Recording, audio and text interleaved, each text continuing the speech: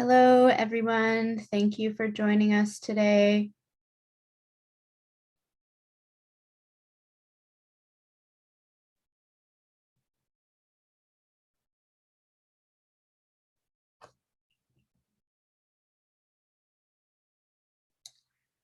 We'll wait 1 or 2 minutes to allow folks to trickle in, and then we'll get started.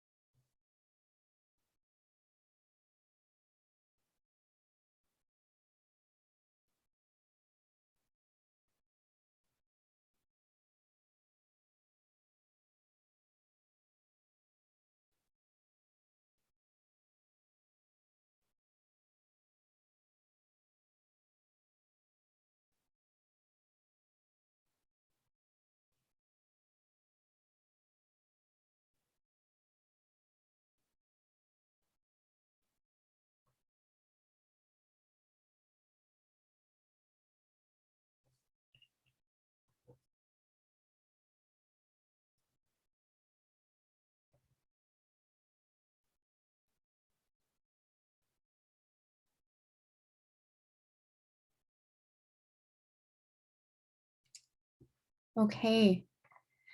Buju Anin Tanse Kakigekwen Indigenous. My spirit name is Forever Woman, and my given name is Ashley Richard. And I'm really excited to be joining everyone today from Treaty 1 territory, which is the home of the Anishinaabe, Cree, Oji-Cree, Dakota, and Dene peoples, and on the homeland of the Métis Nation. I've been living and working here in Winnipeg, Manitoba for just over 10 years now. And this land is really important to me because this is the land where my grandmother taught me everything that I know today. And it's on this land where I can feel her spirit guiding me. So anytime I'm giving a land acknowledgement, and I'm paying my respect to those who have been here before me, I really am acknowledging all of the teachings that my grandmother gave me on this land. So I know that we have many folks joining from various territories across Canada, maybe even outside of Canada. So I'd welcome you, if you feel comfortable to do so, to please share in the chat where you're joining us from today.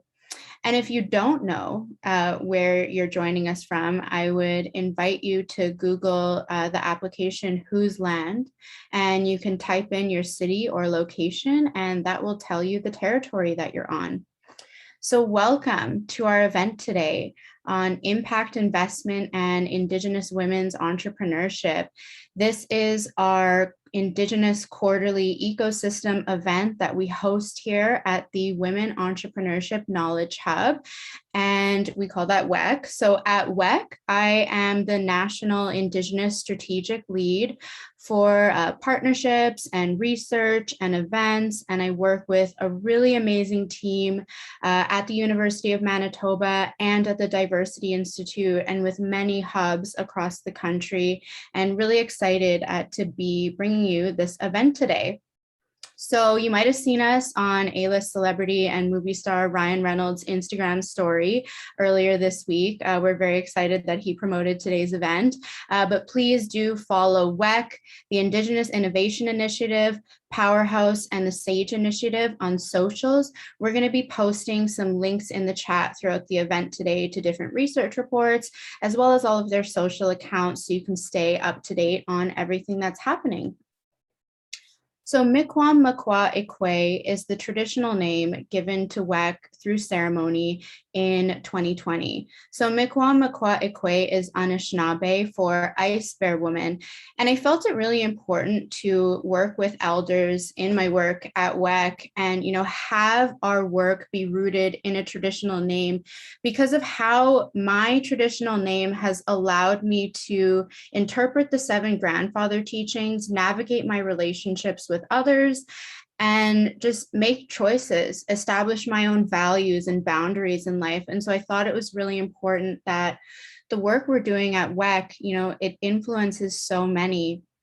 It should be rooted in similar values. So WEC is all about building an inclusive innovation ecosystem for all women entrepreneurs and those who influence women's entrepreneurship across Canada.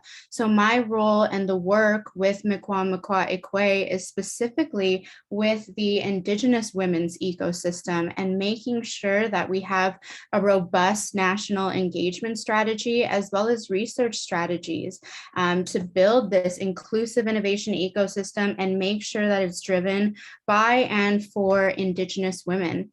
So this is our third quarterly event since 2020, and we're very excited.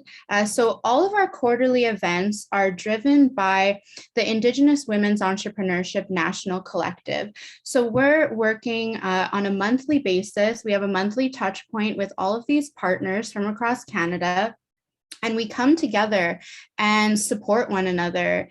And, we share our asks, we share our invites, we share our missions, we try to collaborate, just in the spirit of not reinventing the wheel and collaboration. So we have Futurepreneur, Grand Challenges Canada I3, who's here with us today, the Indigenous Lift Collective, NACA, Native Women Lead, SheEO, NATOA, the Fireweed Fellowship, the Canadian Council for Aboriginal Business, and of course, PowHERhouse Media, which is cut off at the bottom, but PowHERhouse Media, and Charlene is with us. You'll be hearing from her as well this hour. So what is an impact investment? So impact investments, as I found on this website definition, are investments made with the intention to generate positive, measurable social and environmental impact alongside a financial return. So what are some statistics that we know right now? So there's over 23,000 Indigenous women entrepreneurs in Canada, and Indigenous women are starting businesses at 2 times the rate of non-Indigenous women. And Indigenous women have proven that they bring new and innovative products and services and approaches to the economic community. Even though Indigenous people are just about 5% of the Canadian population, Indigenous groups receive just over 0.5% of gifted funds, and Indigenous groups are getting about $1 for every $178 given to non-Indigenous groups.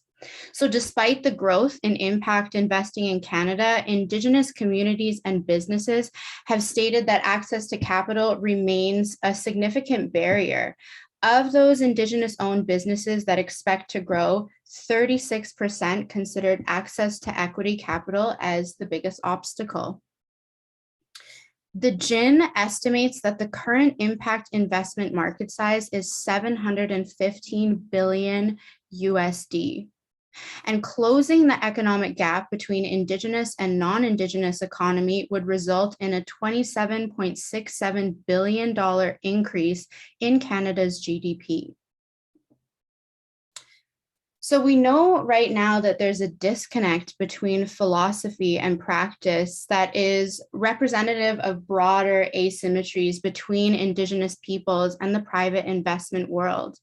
So what are we going to discuss today? We're going to discuss how Indigenous intermediaries are crucial to overcoming this disconnect. Impact media is going to grow alongside impact investment, and Indigenous women and gender diverse folks must be at the decision-making table in order to co-create a new phase of donor stewardship. Achieving an inclusive economy requires intentional efforts to ensure that Indigenous peoples have opportunities to succeed and grow as employees, as business owners, as entrepreneurs, and as leaders. We're going to make sure that the links to all of these reports are put in the chat if you want to read them more in depth. But with that, so our topic today: how can we ensure Indigenous women-owned businesses are a part of every impact investment conversation? I'm really excited to introduce our three speakers today. Our first speaker is Sara Wolfe, who's Anishinaabe from Brunswick House First Nation. Sara is the director of the Indigenous Innovation Initiative at Grand Challenges Canada. We also have Charlene SanJenko from Splatsin Tribe and Shuswap Nation. She is the lead impact officer and Indigenous impact media producer at PowHERhouse. And we also have Sage Lacerte. Sage is from Lake Babine First Nation and is the founder and CEO of the Sage Initiative. So I'm going to invite our three speakers onto the screen. And so with this question, how can we ensure Indigenous women-owned businesses are part of every impact investment conversation? I would love to start our conversation with Sage to share a bit of her story and the story behind the Sage Initiative. Yay, thank you. Hadi, Sage Lacerte Sadni. Hello, everyone. My name is Sage Lacerte. I just kind of want to acknowledge everyone in the room. I see some of my aunties and matriarchs here, Echo, Alec, some people who have really informed my journey here. I'm on the beautiful territory of the Lekwungen speaking people, and I have an international relationship here from back home on the Carrier territory, the Lake Babine Nation. I kind of wanted to practice a little bit of storytelling and share a piece of the journey and a really crystal clear example about how we can involve Indigenous women entrepreneurs and impact investment. And I believe that my personal answer to that has been Sage Initiative, and it was born from a need and desire to provide some of these capacities, skills and strengths, and to build on the skills and strengths of Indigenous women entrepreneurs and those who want to provide for their community, provide for their family. I often just acknowledge that when I was growing up, I didn't have a lot of tools that made me feel wealthy. I misunderstood wealth, and there was a lot of systems in place, especially through obviously policies in the Indian Act, but through social conditioning in my education that made me believe that is kind of what I was set out to be in the world. And I'm a very critical thinker, and I sat with that for many years and came to a point when I understood that I had a calling to answer this huge ask, which is how do we facilitate and remove the barrier of a lack of access to capital for Indigenous entrepreneurs. And so my answer to that was to come together with aunties and cousins and matriarchs and to be able to develop trauma-informed impact investment literacy training that would allow many more Indigenous women and genderqueer folks to get their bums in those seats at the economic table. My intention is to be able to enable a national ecosystem and to allow for this year for younger Indigenous women and beyond for Indigenous women broadly to inform the investment landscape as it stands now. I think that there's a lot of opportunity for economic reconciliation, and we certainly don't have enough gendered or racialized representation at this time. So we wanted to kind of heal and mend some of those hurts that have occurred over the past few hundred years.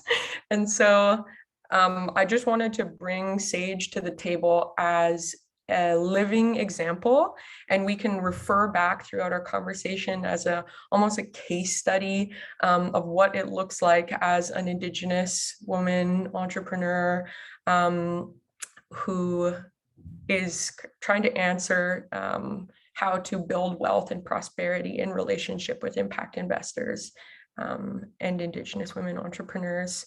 We have, I kind of want to call on the way in which we have been supported, which is that basically this was concept phase only a few years ago, but these are ancient learnings that are really just being resurfaced now for me. And what I was able to do was, I was one of the 230 applicants for the Indigenous Innovation Initiative, and was able to secure seed funding through a form of a grant to support our initiative over the next few years. And those supports look like granting from Grand Challenges Canada. That looks like building a network of mentors who are already involved in the impact investment space, who are willing to volunteer their time and to support the enabling of this network. Unfortunately, as a result of the disenfranchisement of Indigenous women, we weren't able to develop this network of exclusively Indigenous women.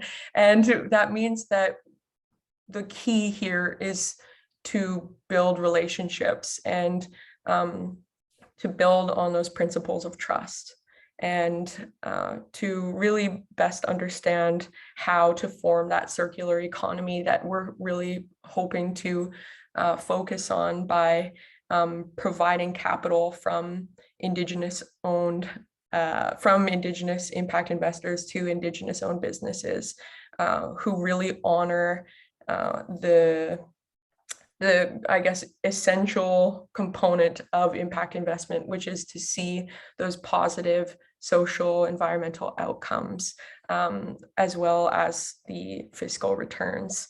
I just want to call on that as an example, because I know that sometimes these conversations can be theoretical.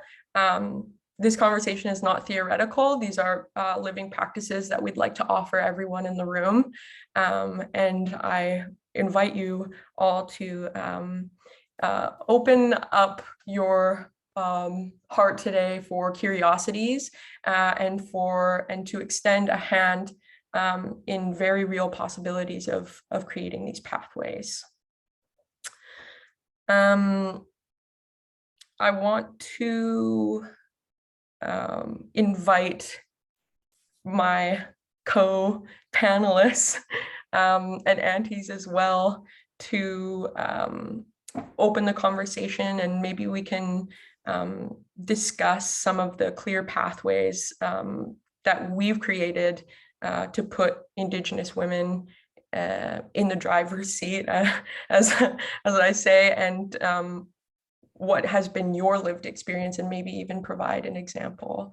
If I could ask Sara to share, and maybe we can just keep chatting.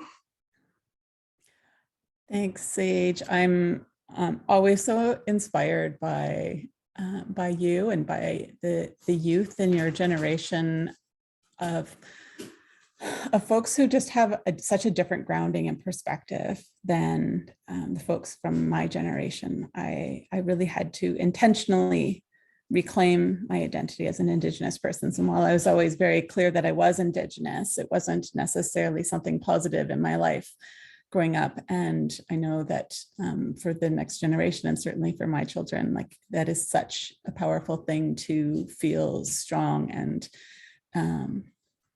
clear in your identity, and how powerful that is, and how that's really being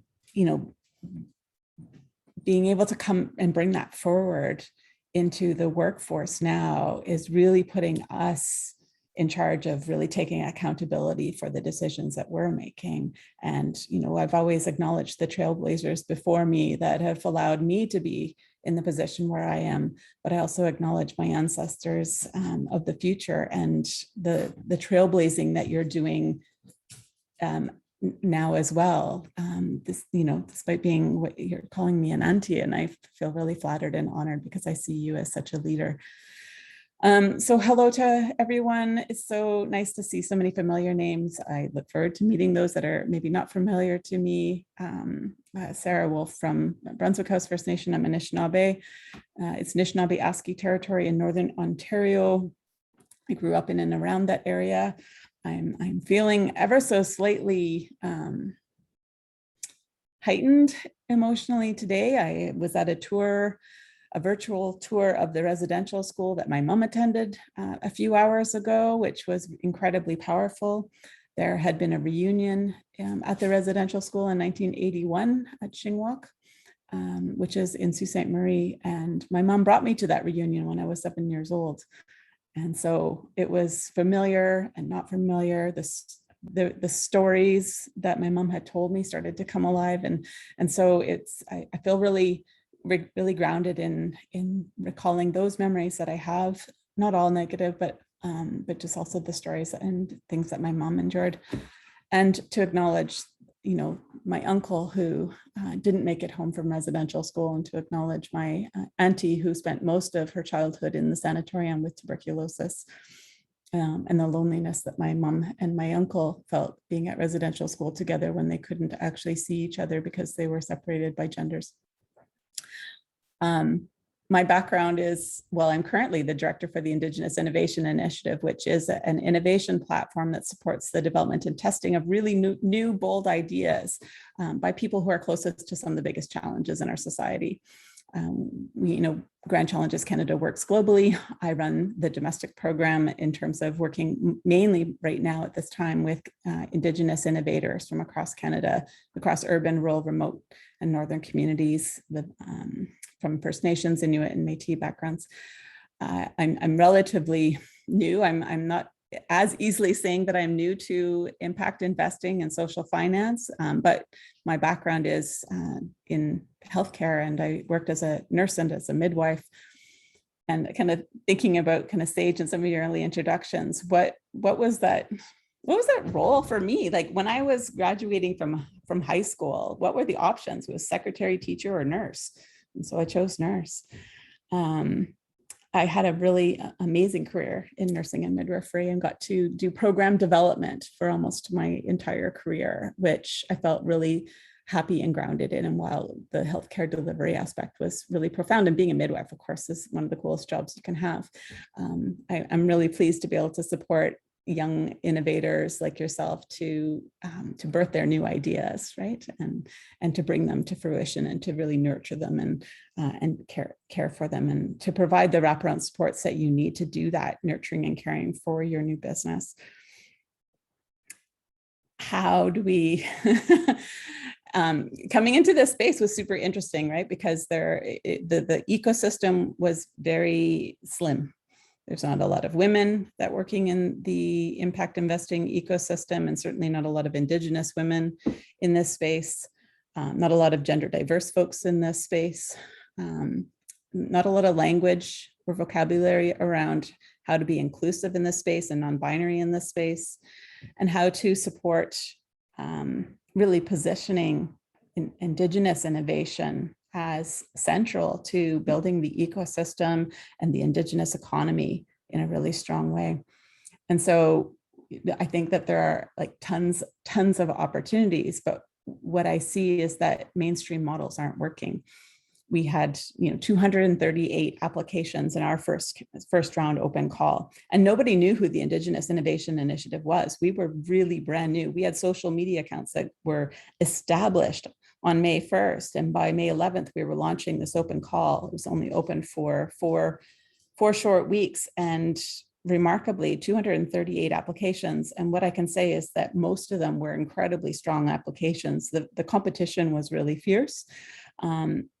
And that was one of the problems we had with it. It was in a competition, and how do we start supporting this ecosystem in a way that's not around competition and scarcity, because that has been our lived experience since the first contact, is this shift from abundance, and the land provides everything that we need, and our families provide everything that we need, to this idea or this concept of scarcity. So what I know is that the mainstream models aren't working, and I think that in large part it's because it's based in these colonial Western frameworks that are just, so out of line with kind of our own Indigenous worldview and our own Indigenous world, teachings. And I've spoken to a number of folks from mainstream models who have made some headway, and even in terms of working with Indigenous entrepreneurs, working with women entrepreneurs, and are doing some really remarkable and incredible things.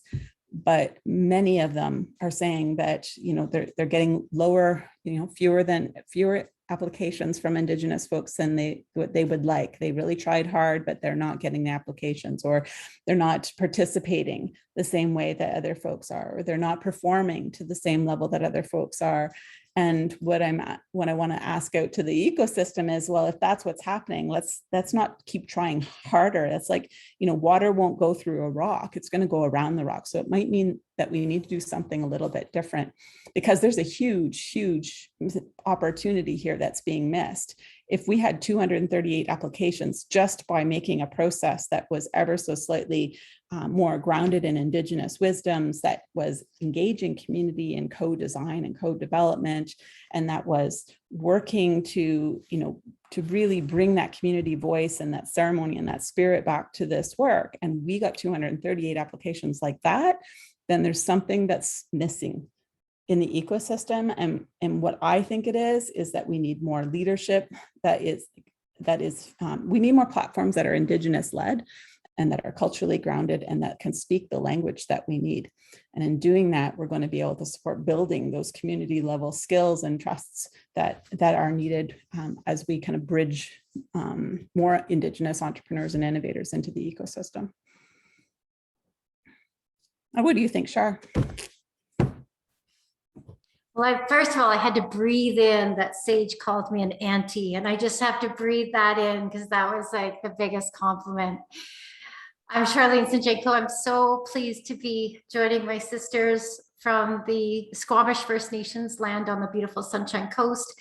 One of the things that I'm going to do to ground myself into this conversation, I encourage you to do the same. When I think about who am I as a human being in 2021, and what do I bring to this conversation today? I loved Ashley's term. I'm definitely an Indigenous intermediary. That is 100% what I am. I come from the investment services industry. That's where I cut my corporate chops. I've worked for 20 years in social innovation and social impact. And I've primarily chosen to focus on where my cross section with re-engaging and reuniting with my own culture and heritage intersects with those two things. And sometimes I think when we come to these conversations, that's the first step. Who am I? And in my life experience and with my connections and my sphere of influence and my reputation and everything I've worked so hard for as a human being, what do I come to bring to this conversation? So before I go to my first practical tip or practice, I just want to encourage all of us to ground into the conversation there. And then let's make sure we keep this a conversation that is potential focused. Because the one thing I know for sure that in the past 5 or 6 years that I have made a deep commitment to respectfully attending these type of conversations and building relationships with Indigenous people, with Indigenous women, with Indigenous entrepreneurs is the incredible potential and untapped potential. And I don't know that folks in the investment services industry and impact investment or finances have the potential focused lens and perspective that perhaps I do. So I'll just repeat Ashley's stat of, we know that as we increase the potential of economic opportunities for Indigenous peoples, we can increase our GDP to $27.7 billion annually. There's incredible untapped potential lying, waiting, dormant. And I don't That just doesn't make any sense for me. So my first practical tip, and then I'll pass it back to my sisters, is if you're thinking, okay, this is great, no, give me something. Okay, I'm just going to give you something. If you lead a team, if you sit on a board, if you sit on a committee, I want to encourage you to put this as an ongoing agenda item. It must be part of every conversation that you engage in. It must be a running agenda item, because if we don't start with the conversation and keep the conversation a priority, we are the generation to heal. And you're in a conversation right now with incredible Indigenous women who hold Indigenous wisdom that are going to be a big part of leading this generation towards that. I can't think of a higher priority. So get it on your agendas. I don't know where that takes us, but that's my first, kind of let's make sure that happens.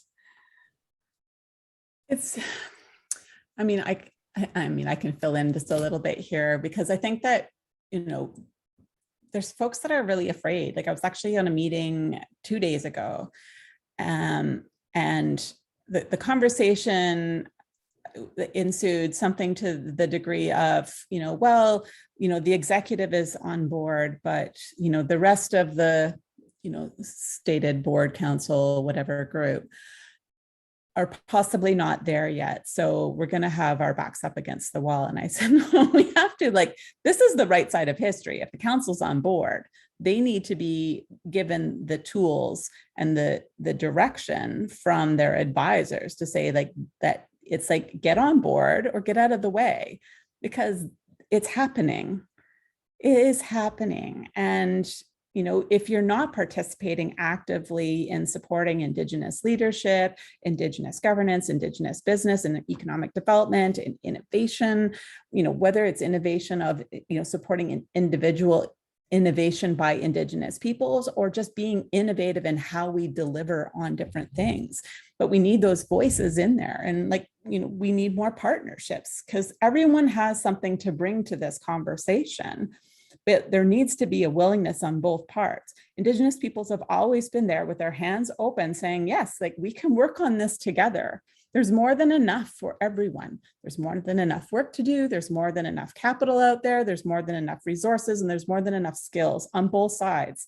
And so how do we start building partnerships that are actually meaningful, and not in a hands down, well, we can help you, we can help these people kind of way? We need to start building these partnerships that are meaningful, where there's a recognition that being an ally is as much about just getting out of the way and, or standing beside someone as it is, but sometimes stepping in front of the way, but most of the time it's not.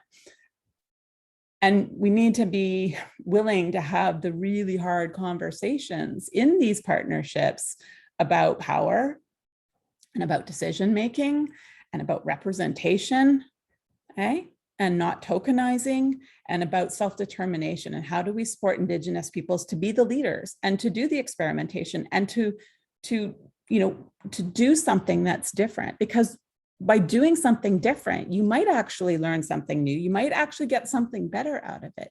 By bringing a different wisdom and a different lens, we're the most invested in this. We have the most to lose in this, right? And so we're going to make it happen in a good way. We're going to be taking care of our communities. We're going to be taking care of our families. And we're going to take care of our businesses as part of our families, but in a way that gives back to our communities. And so these pathways, these wisdoms, these knowledges around how we do things will benefit everyone. But we need to get out of the way and let that experimentation and that growth and those things to evolve and emerge with the voices of the people who are most impacted at the table. I'm keeping an eye on the chat, and I see that Echo said Indigenous women entrepreneurs are the swiftest, quickest, most effective pathway to economic reconciliation. And I love just hearing and being able to be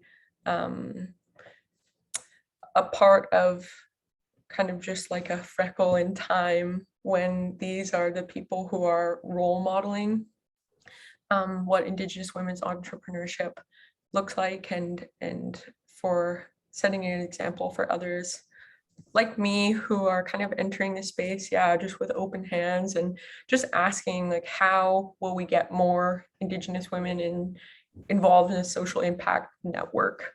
And you just hear a lot about how skewed investment practices are towards white male entrepreneurs and white male ideas, and how many involved in social impact and investment, there's a really big disconnect between the social networks, and it feels like there's a lot of barriers that we're kind of standing there saying, like, we're here and these are our ways and this is how we want to go about it. And I learned a lot about that when forming Sage, that we just wanted to make sure that a central component of our learning was not only just about learning the components of impact investment. Sure, the investment literacy is important, but learning Indigenous concepts of commerce, Indigenous business models, learning how to say no and tell people when our values are not in alignment, and learning to be able to build our own communities in a way that feels good. It just feels like there's a disconnect between the philosophy and the practice. And there's a lot of power asymmetries, like really relational power asymmetries going on in the private investment world that I'm only just kind of coming into, and I want to be able to write a bunch more about it and to be able to train a bunch more of my cousins and aunties, so that we can learn how to navigate these relationships in a good way, and to be able to articulate our purpose and our values really well, crystal clear, so that those relationships can feel good, and that we know that we're exercising our fiduciary duty to ensure that these entrepreneurs are supported. And I think that kind of loops in a piece about the importance of Indigenous intermediaries, and how we are currently supporting Indigenous entrepreneurs in the space, in the form of impact measurement, in the form of ensuring that our opening protocols and policies are more reflective of what our needs are in our culture and in our worldview. And I think that calling on the Indigenous Innovation Initiative is a great example, because you've been so honest that this is so new, and that all of these relationships are so brand new, and all we can do is come forward with kind of open hands and minds and hearts and say, we want to do this in a good way, and we know that it takes time, and we have to be patient with the process, but make sure that we're kind of moving forward as swiftly as we can. And as Echo said, the swiftest way to economic reconciliation is investing and supporting Indigenous women entrepreneurs. No, for sure. Like, the role of an intermediary can be really transformative in this work, and an Indigenous-led intermediary that's focused on really supporting bold ideas to come to fruition can be incredibly transformative. I know it can be transformative, and I'm seeing the seeds sprouting already in this, what has been a relatively short period of time. But we need to have more support for this intermediary work. The capital's out there. It's like we need to, get more people to, it's not even like to divest, but it's also just to redirect the capital that exists out there, because we know the capital is out there. And we heard that that's like one of the primary needs of Indigenous entrepreneurs, right? They need access to capital. It's the number one need we see consistently, but it's not just access to the capital, right? We know that there's more to it than that. It's not just that we need some more financial literacy thrown at Indigenous peoples and then they'll be able to start, businesses. There's so many more layers to it, right? Like, how do we, how do we replace the friends and family money? Because intergenerational wealth isn't something that exists within most Indigenous communities and families. How do we overcome the, not just the gender bias, right? Because there is a very distinct gender bias, right? What's the stat? The VC world got, they bumped up, they were with all of their efforts, investments in women-led ventures went from 2 to 4%. From 2 to 4%. And COVID knocked it right back down to 2%, I heard, right? Like, we know that the stats are out there and the reasons are out there. So an intermediary can be focused in because there is a huge potential in this. And we can be the bridge between the two worlds. We can support finding the community-based ideas that are out there, those really strong business ideas, and get investment in them. But then also pull in all of the wraparound supports that they need as well, including the capacity supports that meet them where they're at. Maybe they have an MBA and don't need, the dedicated financial literacy pieces, or maybe they need financial literacy in a very different lens. We had a conversation just a few hours ago about how we need to, support trauma-informed understandings of how money has impacted Indigenous people's lives. But more than anything, the opportunities in building the vocabulary. We need the verbiage and the coding for why this is so important, what the frameworks can look like, what the potential in them is, getting that evidence to demonstrate why it's so impactful, and then building those communities and networks together so that we can, have the social capital that goes along with our, social networks, which are very strong, but we need more of that social capital and all of those pieces put together. It's not just capital. Capital is a big part of it. It's a number one need, but it can't be in isolation, nor can any of those other pieces be in isolation. All of those things are interconnected, and Indigenous wisdoms would tell us that everything is interconnected. We understand how to make it work within an Indigenous context, and giving us the opportunity to build that vocabulary and that community of practice and those networks, and support some more storytelling that we can do from the communities and from the innovators and from the entrepreneurs that are out there, I think is going to be the most transformative piece. But leading into that, Charlene, where's the storytelling piece come in? What is the impact investing is one piece of it, but where's the impact media piece come in? Because that's a very specific aspect of the impact investing. But that's going to allow for more of that transformation and to catalyze that ecosystem more. Yeah, I think just backtracking a little bit on what you've both said, I think if you are passionate about impact investment, or you're in the investment services industry, and perhaps this conversation maybe it is a newer conversation for you, here's what I want to reflect on. As someone who left the investment services industry 20 years ago because there was no talk of impact investment at that time. If there was, perhaps I would have stayed. Perhaps. Now I look at where impact investment and the amount of assets under management in impact investment is staggering. What my fear is that if impact investment continues to grow without Indigenous wisdom, I fear that it will lose its ability, focus, and potential to truly be the healing vehicle it could be. That's my fear.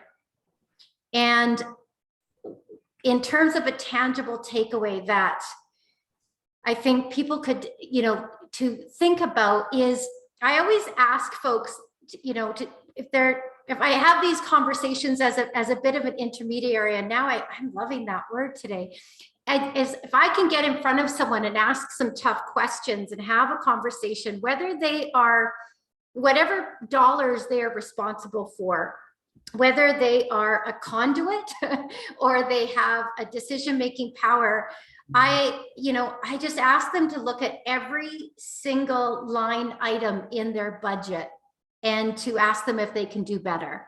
That's where I like to start. If you are an investment broker or you're an advisor, make sure that you know of some options to talk to your clients about that include Indigenous women entrepreneurs.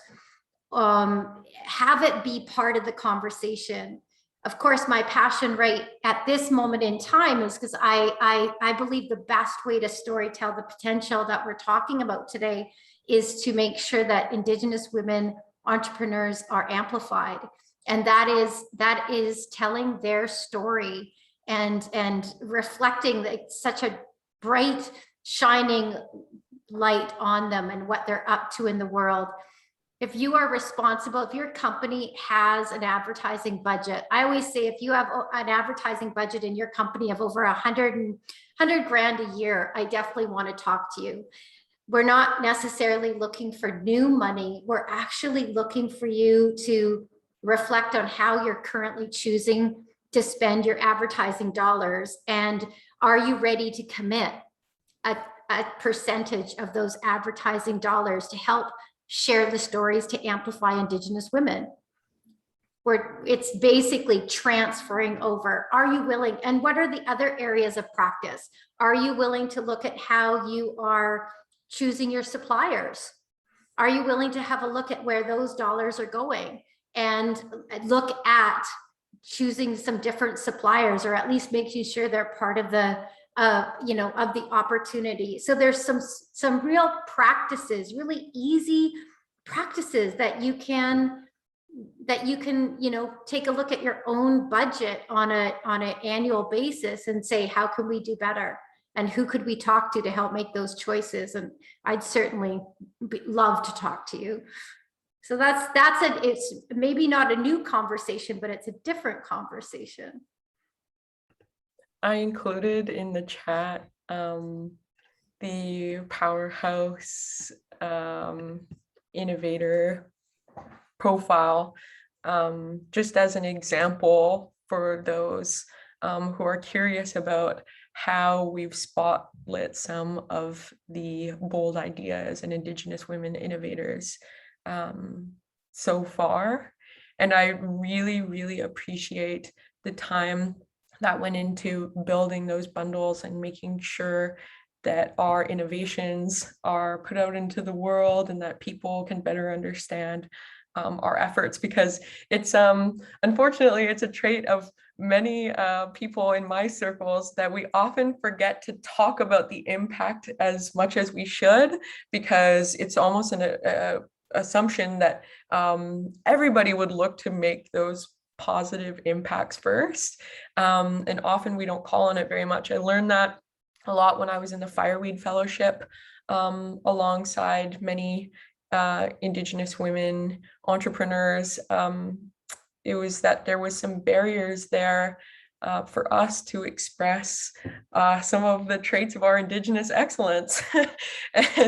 So I learned a lot from my aunties there, kind of about how to share our stories, tell our founding stories in a way that feels relevant and kind of readable from an audience, maybe of investors, or when we've been meeting with other networks to try to create pathways and partnerships, especially partnerships, not just one conversation, but really being in relationship with each other. And that was one of the barriers that I experienced. And I would be interested to hear about what are the barriers, Sara, maybe on the supply side of providing these investments in Indigenous owned businesses in your experience. And yeah, maybe barriers or opportunities would be a good place to start. I'm just really keen to know more about what some of the practical answers are to these barriers, if we could find those. Mm-hmm. Well, certainly there's not a shortage on the supply side in terms of downstream. Downstream, we got lots to work with, and I'm not even worried that we're going to dry that ecosystem up and not have more to work with, because it's just a constantly renewing source, especially as we get more and more businesses off the ground. That means we have more mentors and more role models in the community, and more people that can see themselves reflected in business, in innovation, in finance, in these spaces, right? And that storytelling, for me, that's the impact of the impact storytelling piece, And the impact media piece is being able to see ourselves reflected in those spaces. Because that's what a lot of what has been missing for a long time is just, where are the people that look like me, or that have the lived experience that I have, or think the way I do, or, embrace the same values and teachings I do. And like that piece around humility is a, really critical teaching that Ashley reminded us of at the beginning is, part of those sacred teachings is humility. And so we have this tension of not wanting to kind of put too much about ourselves out there, because really what we're doing is from a 7th generation lens, right? What we're doing right now is for those spaces yet to come, those babies, those generations, 7 generations down. What we have now to work with is because of decisions that were made before us, 7 generations before us, by all of our ancestors. It means we have a responsibility, though, to those future faces. On the supply side going up, yes, I like to think of it as opportunity. I'm forever the optimist. I'm very hopeful. But yeah, for sure, there's a definite need on the upstream aspect of things. And, again, it's working to create those, that verbiage or that language, and that, that body of evidence, and that community of practice, and that, those networks that we need, and the frameworks that we need. So we need investment in those spaces, right? So we need investment in how we deploy capital in a way that's culturally grounded, wraparound supports for Indigenous community members. It's seeing outside of the box. So the majority of Indigenous peoples don't live on reserves, but we have very real connections to our homelands and our territories. And so how do we honor those relationships and connections to our homelands, to the land around us, that honors our inherent understanding of our responsibilities to live sustainably on the land and to take care of each other. And, those frameworks are not going to come and be birthed out of Western models that we adapt and indigenize. We're going to have to dismantle them and then invest in how do we rebuild them, and allowing Indigenous voices to start to rebuild those pieces. And then we need the capital to start being able to flow that out. There's the people here ready to kind of build those models out, and to build that next generation of leaders and mentors and role models, but we need the investment to be able to support them to put it into practice. So we have SAGE as one of the innovators that are funded by the Indigenous Innovation Initiative. Imagine if we had 10 more SAGEs, and then we had 50 more SAGEs, and then 100 more SAGEs, and then 1,000, right? We can do that. The Grand Challenges Canada has done that. Within the last 10 years, they've funded over 1,400 innovations and have had hugely transformative impact at the international scale. So why can't we do that here within Canada? Why can't Canada be leaders working alongside public and private partners to look at how we can do this differently in partnership with the Indigenous communities? It's not just around large scale infrastructure projects and getting the tail end of whatever is left on those big infrastructure businesses, right? We don't want to just be the construction workers in infrastructure projects, or providing the accessory kind of janitorial services at the tail end of it. No, we want to be part of the entire design, development, implementation processes. And there's huge opportunity for us to have ownership in those pieces, and to provide input along the entire supply chain of those pieces. So I'm going to stop. I'm getting a little bit heated and worked up here. I love it when you get worked up, Sara. Yeah, bring it. As I reflect, I'm aware of time. I just want to leave kind of ground into the conversation with gratitude. I'd love to leave you with 3 things to think about, and I think we can handle those 3 things.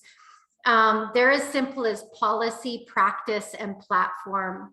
So basically, it's reviewing your policies, whether you're a one-person organization or you're thousands of people.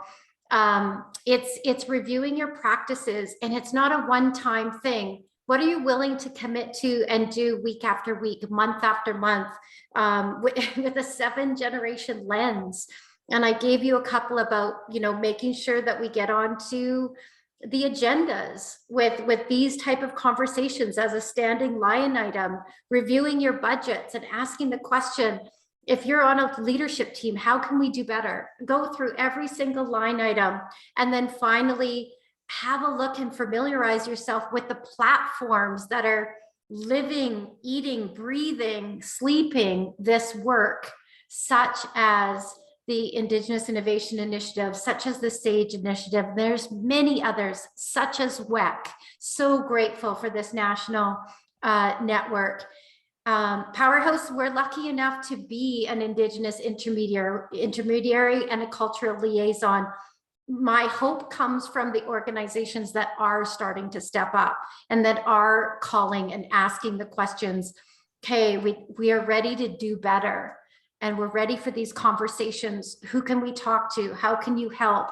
And I am very hopeful, and today is another example of that. So thank you for inviting me to be part of today, and over to you, Sage. I love all of the recommendations that you shared, Charlene. I think it's reflected in the chat. I think it's important to offer some of those pathways, and it's much appreciated. I think there's kind of this assumption that people may be able to attend a few of these panels and then like it's magic, all of a sudden we're all in good relationship now. So I think it's important to be able to provide those recommendations. And yeah, I would say incorporating the values and beliefs of Indigenous histories into your hiring, into your evaluation, especially on the investment side for asset managers and for investment managers. I just think really starting in very practical ways, I think incorporating statements of community values and really kind of setting out with like a letter of intent in our policies feels really important as well. I'm kind of in that process right now, because SAGE initiative is really in its infancy, and we can make it however we want. We can build it however we want. And that's why I chose to have a circle of matriarchs sit as my advisory council, and we co-create what this will look like, because honestly, the training is important, and we want to be able to train as many people as we can and grow this network. But these skills and what we're trying to build, like you all said, is not something that I even necessarily want to call on the outcomes from this year or next year. I want to call on it when my niece receives these teachings. She's 3. When she is grown, and when she's been raised in a space where networks like this are available to her, that's when I'll say that this had a true impact. And that's when we'll be able to kind of see the outcomes associated with initiatives like these, and for her baby, or and so on and so on, and for Mother Earth. So we're really working to change the current paradigm and offer a pretty firm reminder about the important leadership roles that Indigenous women play in our economies.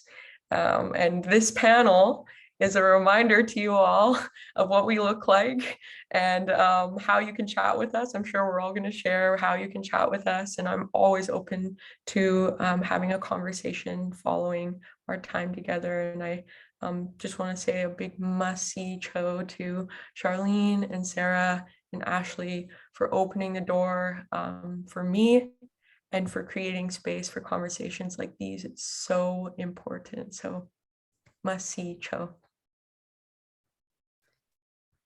The biggest thank you, Chimigwech, Sara, Charlene, and Sage. as we all suspected, the hour flew by and the chat was so engaging.